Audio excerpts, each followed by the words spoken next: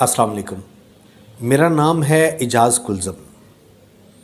हमारे कुछ अहम फ़ैसले हमारी राय या हमारी सोच के मुताबिक नहीं होते। हम दूसरों की सोच से लेते हैं। दूसरे लोग हमें क्या कहते हैं, हम उस सोच को अपने ज़हन में बिठाकर फ़ैसला करते हैं।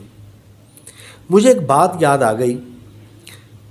एक औरत, उसके घर एक बेटा पैदा हुआ तो वो बहुत खुश थी। उसका शौहर बहुत खुश था। उसके बहन भाई, अज़ीज़ रिश्तेदार बहुत खुश थे। मगर एक दिन एक हमसाई उस बच्चे को देखने के लिए उनके घर आ गई।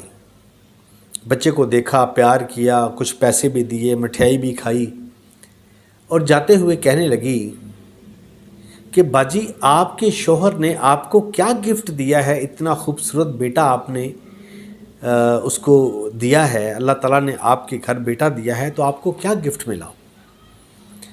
तो वो औरत कहने लगी, कुछ भी नहीं। वो अच्छा का लफ्ज़ कह के चली गई। मगर ये अल्फाज उसके जहन में, उसके दिल में बैठ गए। जब उसका शौहर रात को घर वापस आया तो बेगम साहबा का कुछ मूड ख़राब था। तो उसके शौहर ने पूछा कि क्या बात है, आप आज कुछ परेशान हो, कुछ मूड ऑफ लग रहा है? कुछ भी नहीं, बस वैसे ही। लेकिन बातें करते करते करते करते तल्ख़ कलामी हो गई, ज़्यादा काम ख़राब हो गया, हाथापाई पे काम आ गया। आप बात समझ रहे हैं मैं क्या कहना चाह रहा हूँ? इसी तरह एक दोस्त था, वो किसी फैक्ट्री में काम करता था। अचानक एक पुराने रिश्तेदार से मुलाकात हुई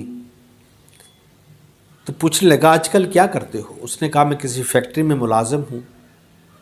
कितने पैसे लेते हो? उसने बोला कि 18,000 रुपये ले रहा हूँ।